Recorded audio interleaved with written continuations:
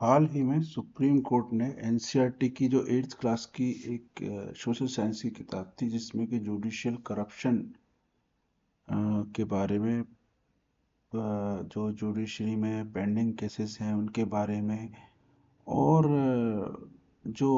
Judiciary का अपना जो इंटरनल मैकेनिज्म है जजेस के ट्रांसफ़र के लिए या उनके प्रमोशन के लिए या उन्हें पनिश करने के लिए इसके बारे में उस किताब में एक पैसेज जोड़ा गया था। इसलिए सुप्रीम कोर्ट ने न सिर्फ उस किताब को ही बैन कर दिया बल्कि जिस व्यक्ति ने वो पैसेज जोड़ा था उस व्यक्ति को भी अ, किसी भी सरकार के फर्दर यूनिवर्सिटी या सरकार के किसी भी प्रोजेक्ट से फ्यूचर में डिसोसिएट रखने का फैसला दिया।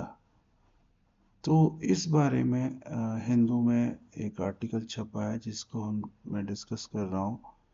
इसमें पहले उन्होंने इस बात का जिक्र किया है कि मैक्स बूट जो एक वॉल स्ट्रीट जर्नल के जो एडिटर थे उन्होंने एक किताब लिखी थी अमेरिका में यूएसए में जिसका नाम था out of order arrogance corruption and incompetence on the bench. तो ये किताब जो है इसमें उन्होंने ये लिखा था कि जब कोई भी जुडिशरी सिस्टम जब में काफ़ी अव्यवस्था फैल जाए तो ऐसे में पब्लिक ही एक ऐसा फोर्स है जो कि जुडिशरी को रिफॉर्म करने के लिए फोर्स कर सकती है। और इन्होंने इस किताब में यह भी बताया एक जो मीडिया और सिटीजन का जो रोल है वो बहुत ही क्रिटिकल है जुडिशियल रिफॉर्म्स के लिए। तो इसमें हम देखेंगे कि किस तरह क्यों ऐसा हुआ, क्यों सुप्रीम कोर्ट ने इसे बैन किया और क्या यह फैसला सुप्रीम कोर्ट का सही था या गलत था। जैसा कि मैंने बताया कि इस किताब में एनसीईआरटी की जो 8th क्लास की किताब थी इसमें एक पैसेज था जिसमें कि जुडिशियल डिले और जुडिशरी में करप्शन के बारे में उन्होंने बात की थी और उन्होंने एक रिपोर्ट भी और उन्होंने ये डाटा भी दिया था कि कितने पेंडिंग केसेस भारत के कोर्ट्स में पड़े हुए हैं। तो इसके अलावा उन्होंने इन हाउस प्रोसीड्यूर के बारे में डिस्कस किया था जो सुप्रीम कोर्ट ने इवॉल्व किए हैं। तो इसीलिए इसे सुप्रीम कोर्ट ने बैन कर दिया। अब ये जो सेंसरशिप जो सुप्रीम कोर्ट ने की क्या यह सही थी या गलत, क्योंकि यह जो ऑर्डर था सुप्रीम कोर्ट का यह एक तरह से जो फ्रीडम ऑफ स्पीच जो हमारा फंडामेंटल राइट है आर्टिकल 19 में जो दिया गया है भारतीय सिटीजन को, यह जो राइट को यह ऑर्डर वायलेट करता है क्योंकि इसमें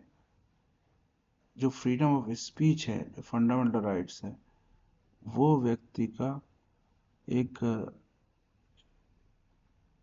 अधिकार है जो जिससे कि व्यक्ति बिना किसी डर के किसी भी बारे में बोल सकता है। इस अधिकार पर कुछ रिस्ट्रिक्शन लगाए जा सकते हैं जबकि कोई भी एक्सप्रेशन जो फ्रीडम है स्पीच का, अगर कोई भी व्यक्ति कुछ बोलता है या लिखता है तो वह उस पर कुछ रिस्ट्रिक्शन लगाए जा सकते हैं अगर वह भारत की सॉवरेनिटी और इंटीग्रिटी को अफेक्ट करते हो उसके जो एक्सप्रेशन है, या फिर वो स्टेट की सिक्योरिटी को अफेक्ट करते हो या फिर भारत के जो दूसरे देशों से जो फ्रेंडली रिलेशन है उस पर कोई प्रभाव डालते हो या पब्लिक ऑर्डर डिसेंसी और मोरालिटी पर कोई प्रभाव डालते हो। इसका कहने का मतलब ये है कि आप कुछ भी बोलने के लिए फ्री हो, बस वह इन सब चीज़ों को पर प्रभाव न डालता हो, जैसे कि भारत की सिक्योरिटी हो गई, सॉवरेनिटी और इंटीग्रिटी और friendly relationship with foreign state, public order, decency और मोरालिटी। तो आप बोलने के लिए स्वतंत्र हैं या लिखने के लिए स्वतंत्र हैं। इसके अलावा अगर आपका बोलना और लिखना, आपका जो एक्सप्रेशन है वह अगर कोर्ट का कंटेम्प्ट करता है और डिफेमेशन करता है या फिर किसी तरह के ऑफेंस को इंसाइट करता है, तो भी आपके ऊपर रिस्ट्रिक्शन लगाया जा सकता है आपके एक्सप्रेशन पर।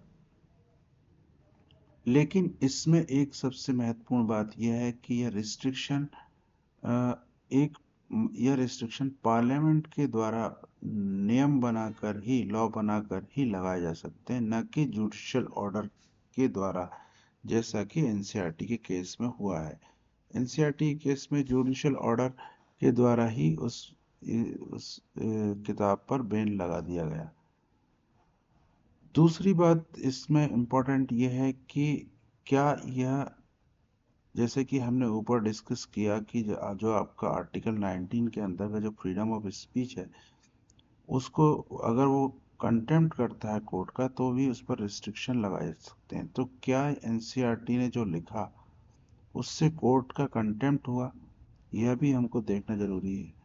तो अगर हम किस बात को कंटेम्प्ट कहेंगे कोर्ट का, इसके बारे में भी यह साफ है कि देयर मस्ट बी मटेरियल, ऐसा मटेरियल होना चाहिए जो कि या तो कोर्ट की अथॉरिटी को स्कैंडलाइज करे, या कोई उसकी उसमें इंटरफेरेंस करे, या उसे प्रेजुडिस करे पहले से, या जुडिशियल प्रोसीडिंग और एडमिनिस्ट्रेशन ऑफ जस्टिस में कोई इंटरफेरेंस करे, तभी उसी को कंटेम्प्ट माना जा सकता है, जो कि section 2C of the contempt of the court act 1971 में दिया गया है। तो क्या एनसीईआरटी ने ऐसा कुछ किया जिससे कि ये सब उसके ऊपर कंटेम्प्ट, इसे एक कंटेम्प्ट माना जाए? ऐसा नहीं है, क्योंकि उसने सिर्फ मेयर एक रेफरेंस दिया करप्शन के लिए और केसेस बैकलॉग केसेस के बारे में। तो यह कोई जो है, यह कोई क्रिमिनल कंटेम्प्ट का केस इस केस में नहीं बनता है। इसके अलावा कोर्ट ने जब डिलिबरेशन हुआ, तब इस तरह की भी कोई बात नहीं हुई कि ये जो स्टेटमेंट थे वो बहुत ही जनरल थे, न कि कोई मैलिशियस इंटेंट और स्कैंडलाइज करने की इसमें कोई बात थी। इसलिए इसमें कोई ऐसा कंटेम्प्ट का केस बनता नजर नहीं आ रहा। इसके अलावा एक और प्रॉब्लम इस केस में यह है कि जब हम जुडिशियल रिव्यू की बात करते हैं, तो जुडिशियल रिव्यू हमारे कॉन्स्टिट्यूशन में दिया गया है। वह इसलिए है कि अगर मान लो किसी भी नागरिक का कोई फंडामेंटल राइट्स जो है वह अगर वायलेट करती है पार्लियामेंट और कोई लॉ बनाकर, तो इस केस में व्यक्ति सुप्रीम कोर्ट जा सकता है जुडिशियल रिव्यू के अंडर में, और अगर जुडिशियल रिव्यू के द्वारा सुप्रीम कोर्ट उस एक्ट को नल एंड वाइड घोषित कर सकता है जो कि फंडामेंटल राइट्स का वायलेशन करता हो। लेकिन एनसीईआरटी केस में जब सुप्रीम कोर्ट ने ही बुक्स पर सेंसरशिप लगा दी,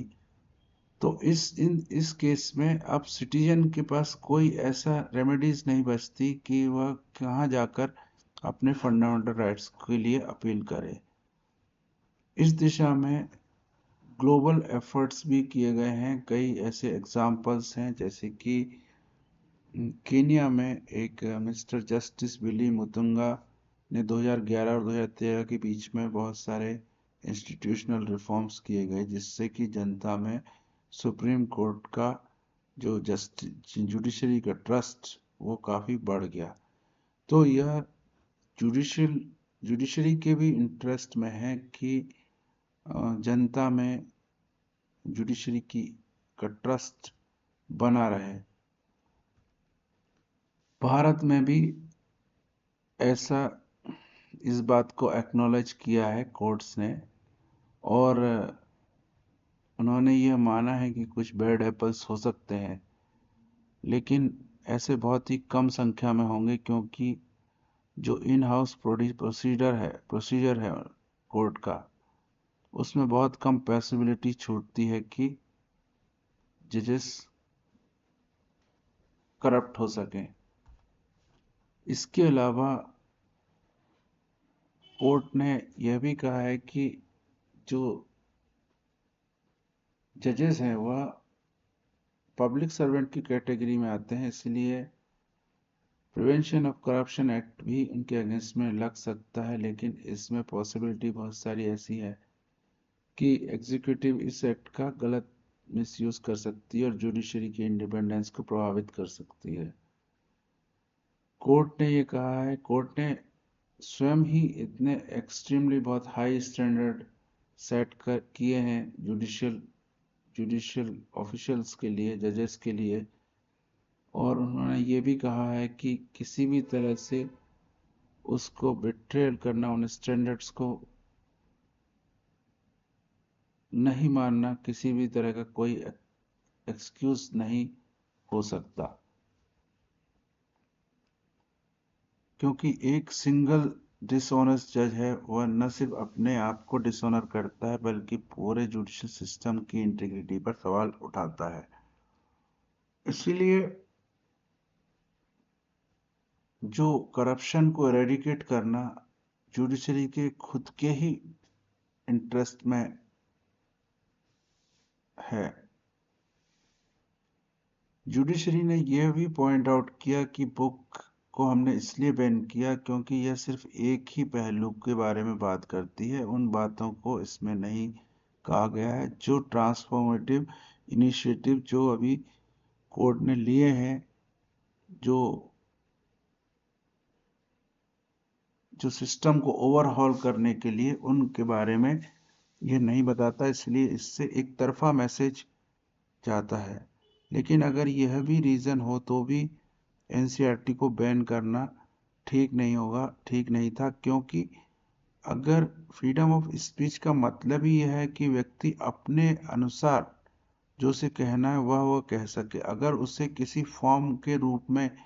पहले ही बताया जाए कि आपको इस तरह से कहना है, तो फिर वो फ्रीडम ऑफ स्पीच नहीं रह जाएगा। इसलिए इस आधार पर बैन करना भी ठीक नहीं है, क्योंकि उन्होंने दूसरा पहलू नहीं दिखाया। तो इसमें सबसे पहले इस तरह की चीज़ों को, करप्शन को फाइट करने के लिए पहली चीज़ तो यह है कि इसे एक्नॉलेज किया जाए कि यह प्रॉब्लम्स हैं। जैसे कि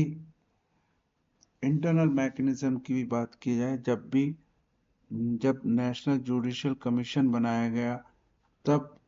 भी जुडिशरी ने ये कहा कि जब अभी तक अगर कॉलेजियम सिस्टम की जगह पर हम अगर कोई दूसरा इंस्टीट्यूशन बना के जिसमें कि जजेस के अलावा विपक्ष नेता, प्रतिपक्ष या और लोगों को भी शामिल करते हैं, तो इससे जुडिशरी की इंडिपेंडेंस खत्म होगी। और यह बात कुछ हद तक सही भी है, क्योंकि हमारे कॉन्स्टिट्यूशन में जुडिशरी को इंडिपेंडेंट रखने के लिए ही कॉलेजियम सिस्टम का प्रावधान किया गया है। लेकिन यह बात तो सही है कि कॉलेजियम सिस्टम के अलावा अगर कोई बाहरी व्यक्ति जजेस के अपॉइंटमेंट में भाग लेता है तो उससे जुडिशरी इंडिपेंडेंस खत्म पर प्रभाव पड़ सकता है। लेकिन ऐसी बहुत सारी चीज़ें हैं जो जुडिशरी कर सकती है, जैसे कि जो कि पब्लिक डोमेन में वह रख सकती है। जैसे कि कोई भी जजेस है वह क्यों ट्रांसफ़र किया गया, वह उसका प्रमोशन क्यों हुआ, क्या क्राइटेरिया, कुछ क्राइटेरिया जुडिशरी फिक्स कर सकती है कि इस व्यक्ति को इसलिए प्रमोट किया गया क्योंकि इसने ये क्राइटेरिया फुलफिल किया। जैसे कि दूसरे एग्जाम्स में, जैसे यूपीएससी में होता है, तो कुछ क्वालिफिकेशन, कुछ क्राइटेरिया सेट किए जा सकते हैं और उन्हें उन किसी व्यक्ति का ट्रांसफ़र, किसी भी जजेस के ट्रांसफ़र या उनका प्रमोशन की प्रोसीजर है उसे पब्लिक डोमेन में लाया जा सकता है। इससे न तो सिर्फ जुडिशरी की इंडिपेंडेंस प्रभावित होगी, बल्कि इससे जनता में जुडिशरी के लिए बिलीफ और फेथ, उसका ट्रस्ट इससे जुडिशरी में बढ़ेगा, जो कि एक लोकतंत्र के लिए बहुत ही आवश्यक है।